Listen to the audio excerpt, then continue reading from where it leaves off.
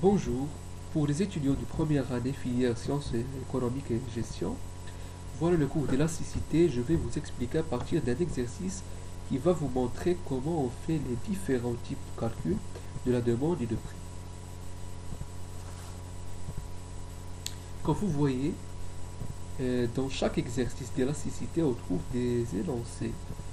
Ça veut dire des clés pour réaliser les différents calculs. On trouve P et D. On a P égale à 10 et on a ici D égale moins 1 sur 2P plus 15. Alors, avant de commencer, on va connaître quelle est la fonction d'élasticité avec laquelle on travaille. L'élasticité de la demande par rapport au prix égale à delta D sur D sur delta P sur P égale la dérivée de la demande par rapport au prix fois P sur D, ça veut dire le prix sur la demande. On a la fonction de D égale à ici moins 1 sur 2 P plus 15 dans ce exercice. Et on a P égale à 10. L'énoncé. On va remplacer P ici pour trouver D. C'est facile. Moins 1 sur 2 fois 10 plus 15. Lorsqu'on fait le total, le résultat c'est 10. On va l'écrire ici.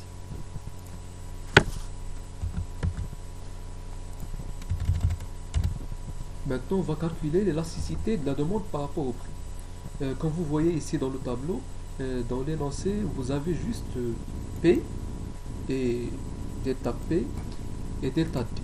Deuxième. Première ligne, deuxième ligne. On va calculer maintenant l'élasticité de la demande par rapport au prix. Comment on va faire? À partir de la fonction. Dans cette partie. L'élasticité égale la dérivée de la demande par rapport au prix. Ça veut dire la dérivée de ça. Moins 1 sur 2. Lorsqu'on fait la dérivée, c'est moins 1 sur 2. Fois 10 sur 10. P égale à 10, D égale à 10. L'élasticité égale moins 1 sur 2. Ça veut dire moins 0,5. Vous pouvez écrire moins 0,5 ou moins 1 sur 2. Il n'y a pas de problème. Moins 0,5. Maintenant, à partir du tableau, on peut réaliser des calculs directement. Par exemple, ici, la première ligne, on a delta P. Pour trouver delta P sur P, on a delta P et on a P. Moins 0,2 sur 10. C'est facile. On va faire pour bien comprendre.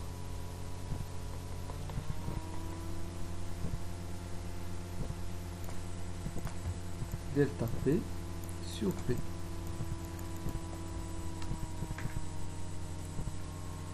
Moins 0,2 sur 10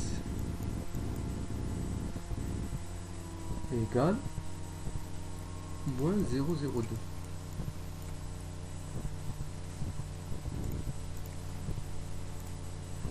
Moins 0,0.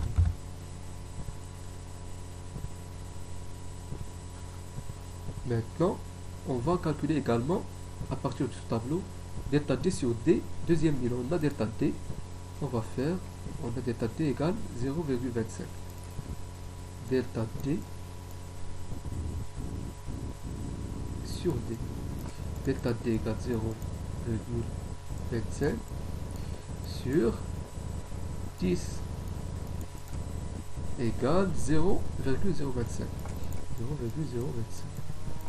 On va l'écrire 0,025. Maintenant, lorsqu'on a trouvé delta D sur D, on peut chercher delta P sur P deuxième ligne à partir de la fonction. Qu'est-ce qu'on va faire?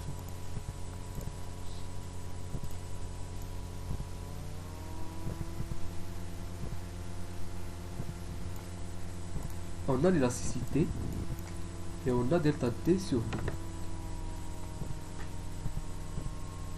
On cherche delta P sur P. Delta P sur P égale à delta D sur D sur delta P et sur l'élasticité, pardon.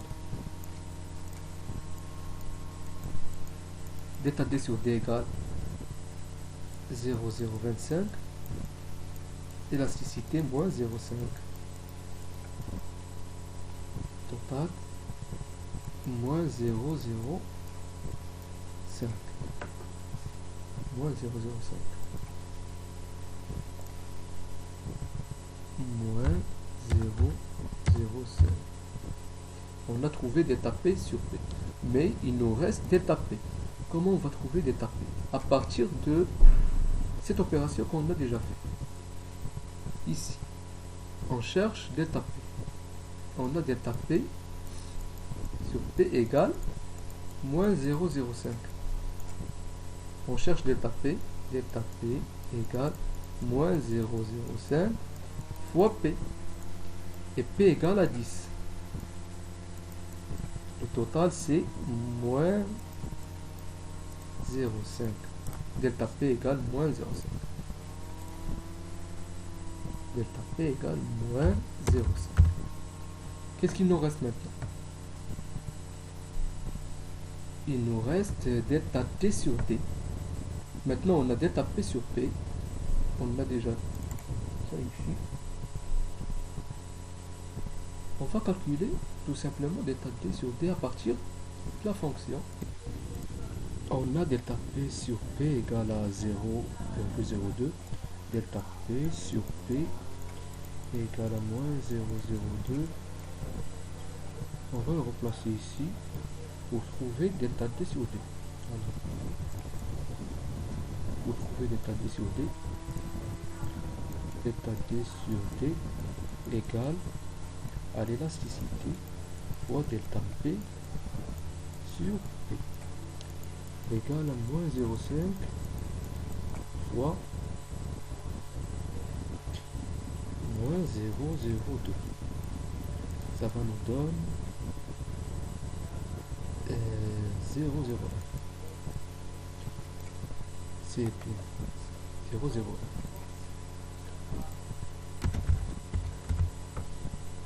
À partir de cette opération qu'on a déjà fait, on va trouver delta T. Delta T sur T égale à 0,01.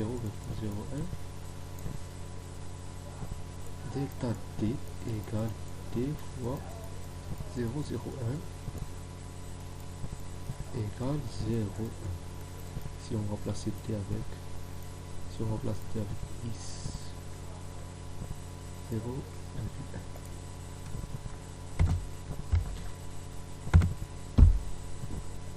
Comme ça, on a terminé toutes les valeurs demandées.